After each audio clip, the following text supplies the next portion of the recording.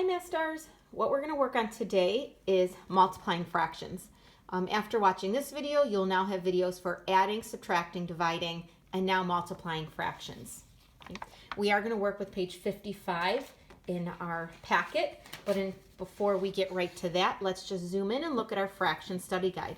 Remember, if you know all the information on this study guide, you have a really, really good base of understanding what to do with fractions. So when we multiply, we just multiply straight across. So if our problem is 2/3 times 1/5, we just go straight across. You don't have to find common denominators. You don't have to do any of that right now.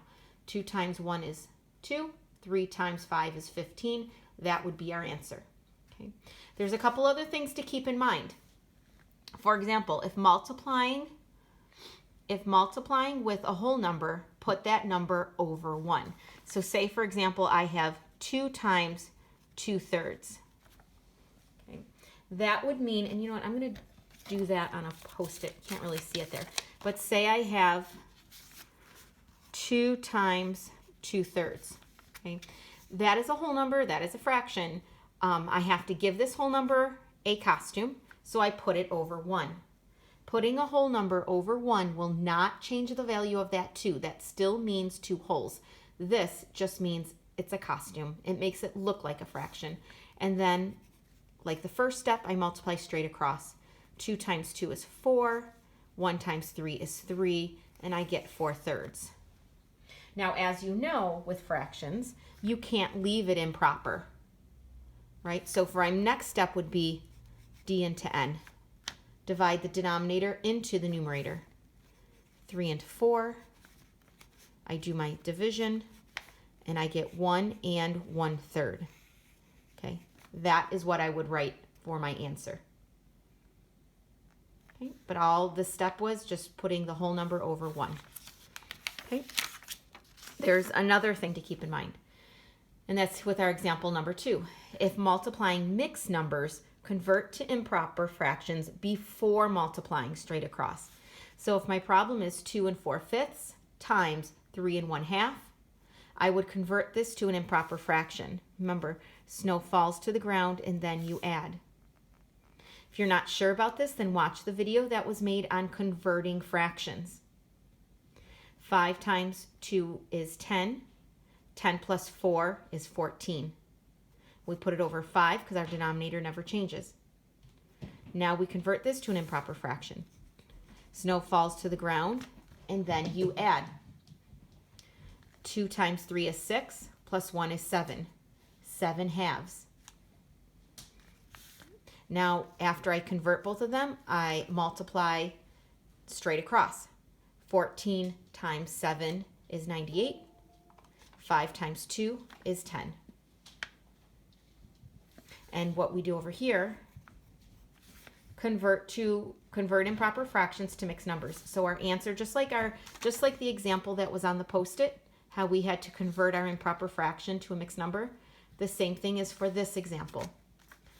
We would divide d into n. I'll write that over here. D into n.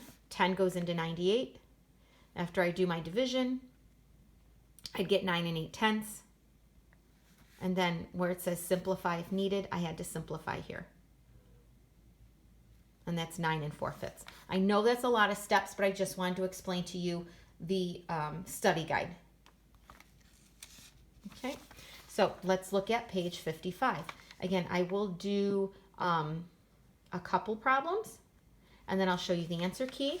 And now I can link the answer key as a PDF in the description. So if it's hard to see it from the video when we're all done, you can see it in the descriptions.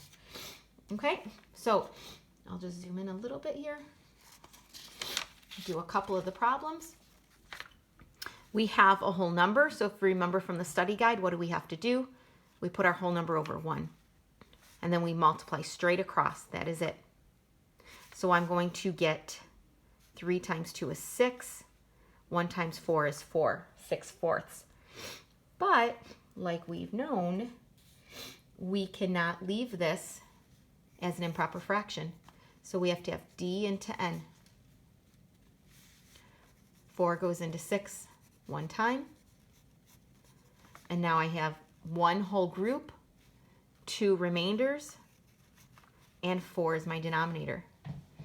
I'm hoping you could look at this and see 1 2/4 and say, I need to simplify, right? Divide by your greatest common factor. And we get 1 1/2. And that is my answer for number 1.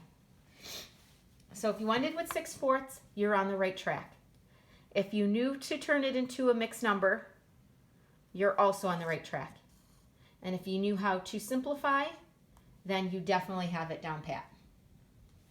So there's 3 steps to master: multiplying straight across, knowing to convert it, and then knowing to simplify it. Okay, I'm going to go down to number 6 because I used my workspace for 2. Again, this is something that if you're doing this on a separate sheet of paper, it's better than trying to cram all your work into 1 page. Okay, so let's look here. 5 times 2 is 10. 9 times 3 is 27. Okay, there's nothing we can simplify with that. It is in lowest terms, even though it's a little bit larger number. So the answer is 10/27. Let's go to number 7. 1 times 5 is 5. We just remember we go straight across. 2 times 8 is 16. Again, that's another easy one. 5/16. Can't do anything else to them. Okay, let's check out number 8. 12 times 1/3. Okay, well, that's a whole number, so I have to put it over 1. Then I multiply straight across. 12 times 1 is 12. 1 times 3 is 3. I'm hoping you can look at this and say, okay, I multiplied straight across, but it's an improper fraction. So say to yourself, I have to convert denominator into numerator. 3 into 12 goes in 4 times. And my answer is 4 0/3. So if you have nothing in the numerator, technically you don't have a fraction. So your answer can be just 4. Okay, and those are the steps to multiplying fractions. So I'm going to show you the answer key. It'll also be linked in the description of the video. You just got to remember to multiply straight across, convert if need be, and simplify if need be as well.